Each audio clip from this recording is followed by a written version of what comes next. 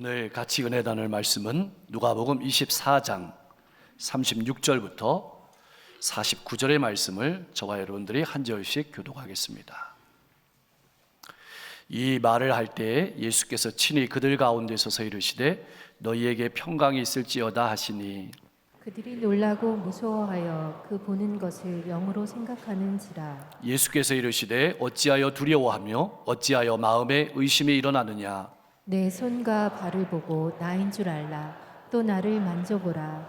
영은 살과 뼈가 없으되 너희 보는 바와 같이 나는 있느니라. 이 말씀을 하시고 손과 발을 보이시나 그들이 너무 기쁨으로 아직도 믿지 못하고 놀랍게 여길 때에 이르시되 여기 무슨 먹을 것이 있느냐 하시니 이에 구운 생선 한 토막을 드리니 받으사 그 앞에서 잡수시더라. 또 이르시되 내가 너희와 함께 있을 때 너희에게 말한 바 곧 모세의 율법과 선지자의 글과 시편의 나를 가리켜 기록된 모든 것이 이루어져야 하리라 한 말이 이것이라 하시고 이에 그들의 마음을 열어 성경을 깨닫게 하시고 또 이르시되 이같이 그리스도가 고난을 받고 제3일에 죽은 자 가운데서 살아날 것과 또 그의 이름으로 죄사함을 받게 하는 회개가 예루살렘에서 시작하여 모든 족속에게 전파될 것이 기록되었으니 너희는 이 모든 일의 증인이라.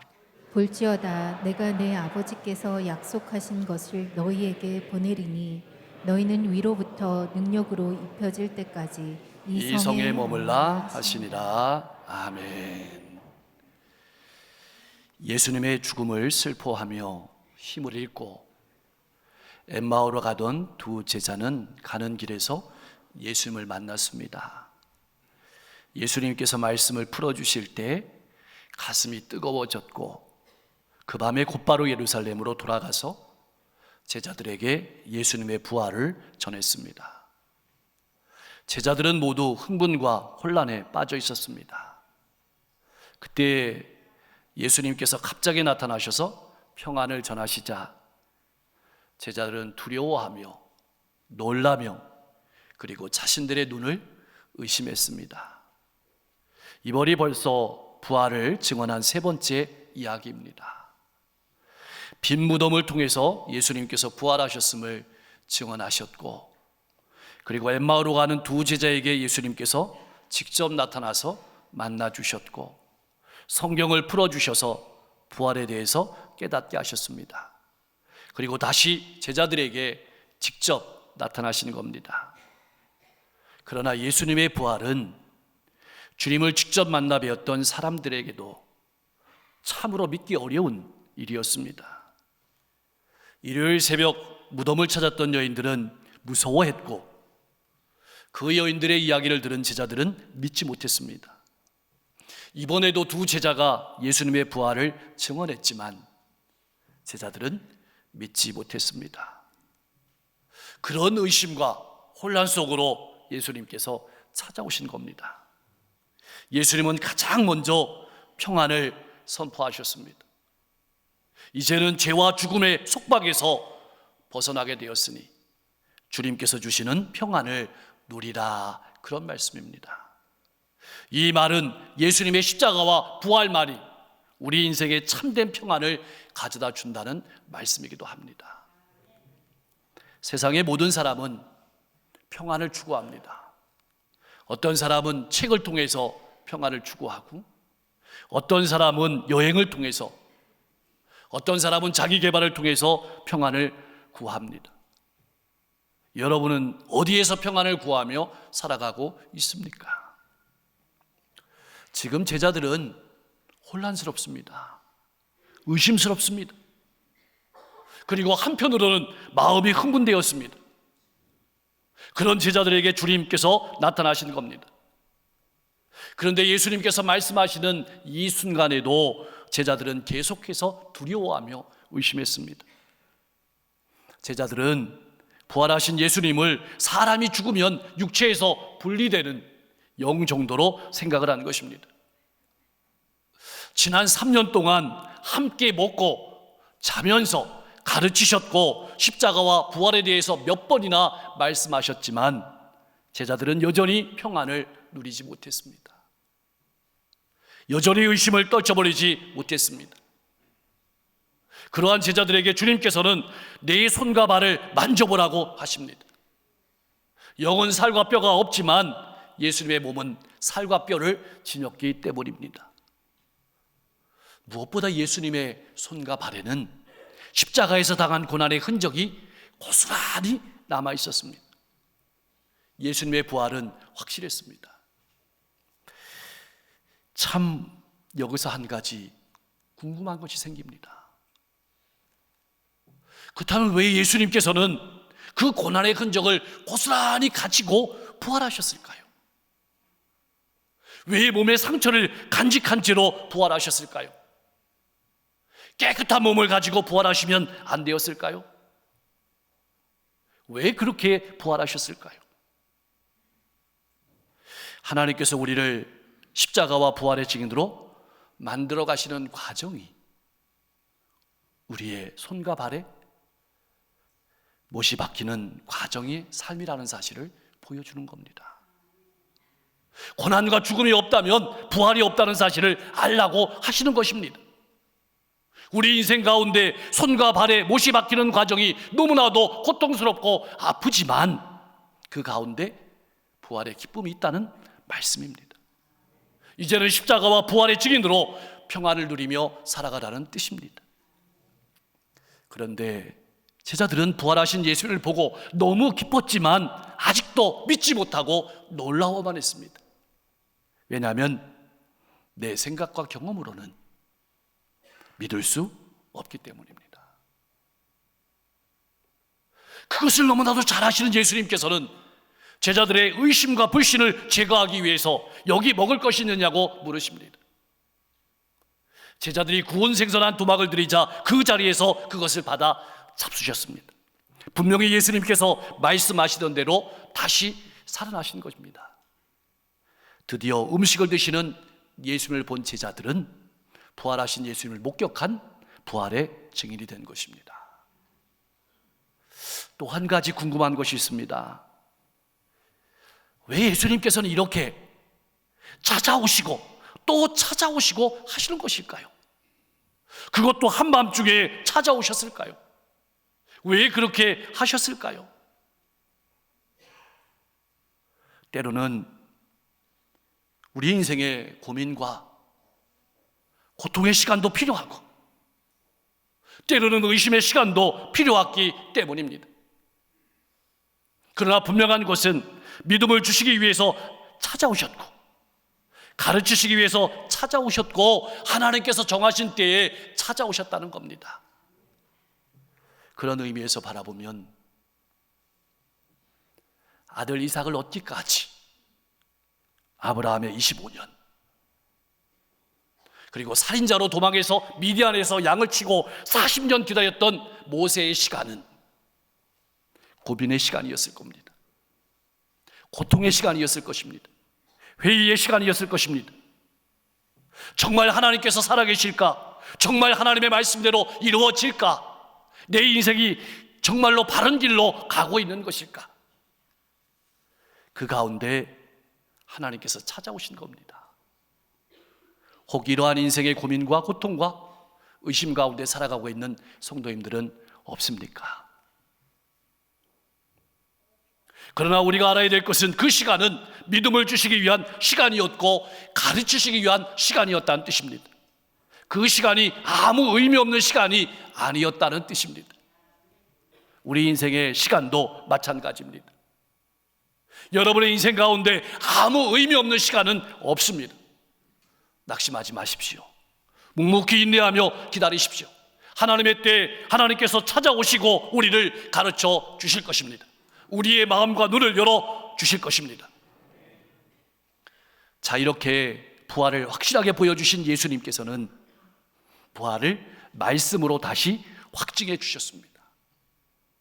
한마디로 모세의 율법, 선지자의 글, 시편에 기록된 예수님에 대한 모든 예언이 이 부활로서 이루어졌다는 것입니다. 예수께서 제자들과 함께 있을 때 이 부활에 대한 말씀을 누누이 가르쳤지만 제자들은 깨닫지 못했습니다. 왜 깨닫지 못했을까요? 인간의 힘으로는 인간의 지식으로는 하나님의 말씀을 깨달을 능력이 없기 때문입니다. 그래서 예수님께서는 제자들의 마음을 열어주시고 깨닫게 하신 것입니다. 어떤 내용을 깨닫게 하셨을까요? 그리스도가 고난을 받고 제3일에 죽은 자 가운데서 살아날 것과 또 그리스도의 이름으로 죄사함을 받게 하는 회개가 예루살렘에서 시작하여 모든 족속에게 전파될 것이 성경 말씀에 모두 기록되었음을 깨닫게 하신 것입니다. 무슨 뜻일까요? 성경 말씀을 제대로 알게 되면, 제대로 깨닫게 되면 예수님의 고난과 죽음 그리고 부활, 나아가 온 세상에 복음 전파를 위해서 내가 부름받았음을 깨닫게 된다는 사실입니다.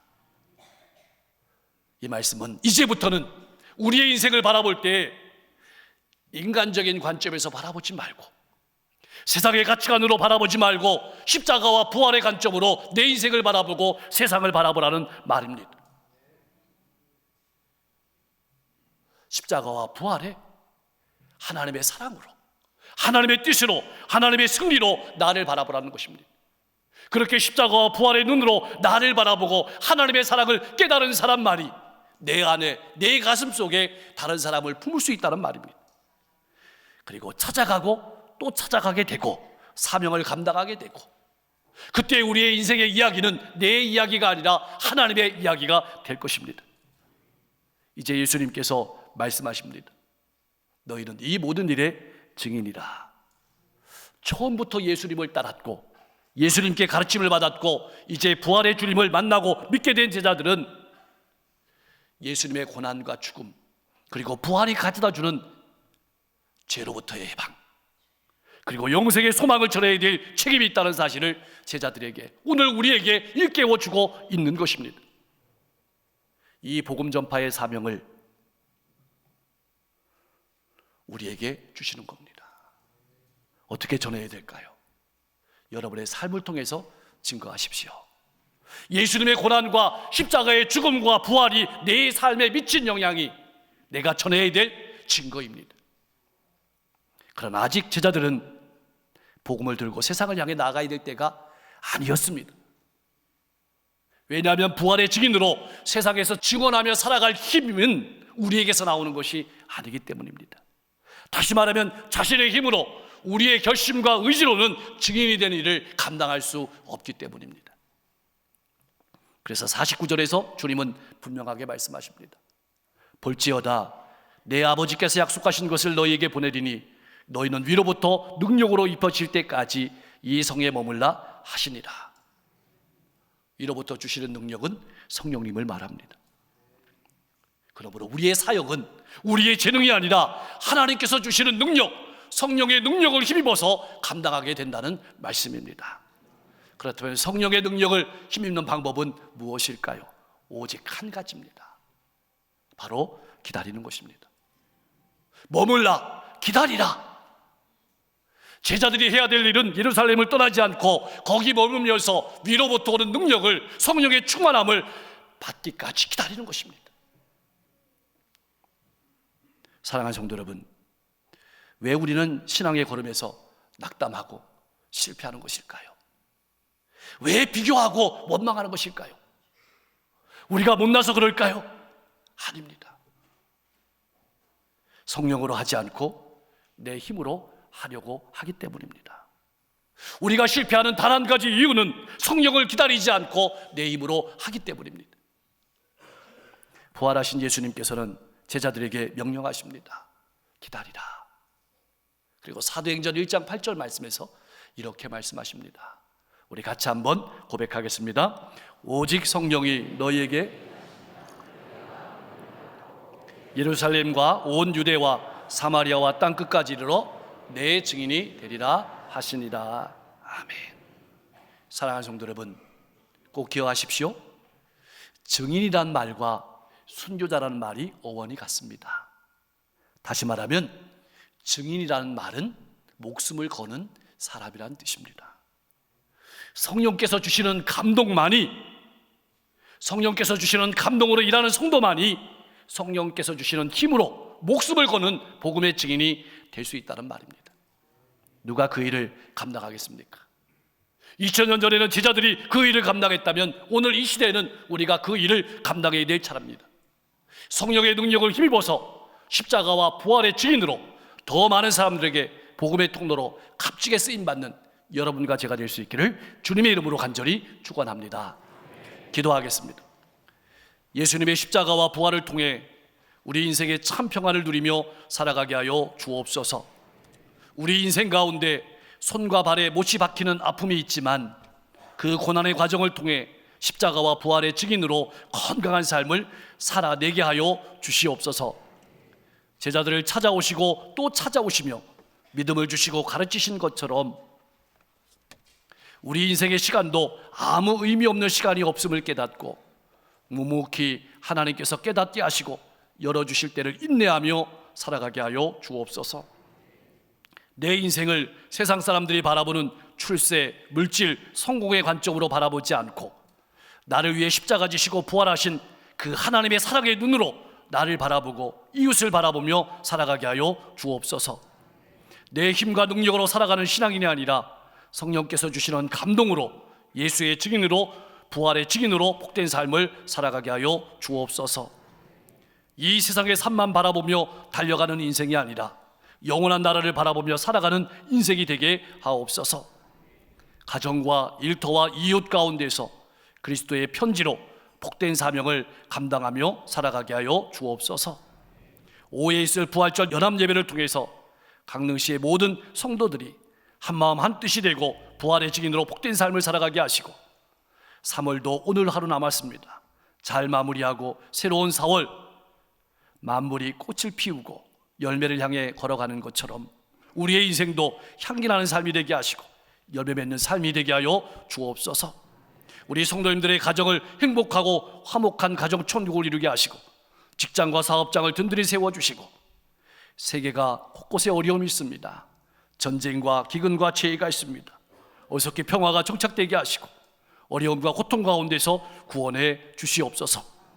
육신의 질병과 마음의 고통과 인생의 문제와 삶의 여러 가지 눈물을 가지고 나온 성도 있습니까? 하나님 능력의 손으로 만져주셔서 그 질병을 깨끗하게 치료하여 주시옵소서. 마음의 상처를 만져 주시옵소서. 인생의 앞길을 활짝 열어 주시옵소서. 오늘도 복음을 들고 나가는 선교사님들의 발걸음을 기억하시고 저들이 가는 곳마다 수많은 영혼들이 수많은 종족들이 주님께 돌아오게 하여 주시옵소서. 예수님의 이름으로 간절히 기도하옵나이다.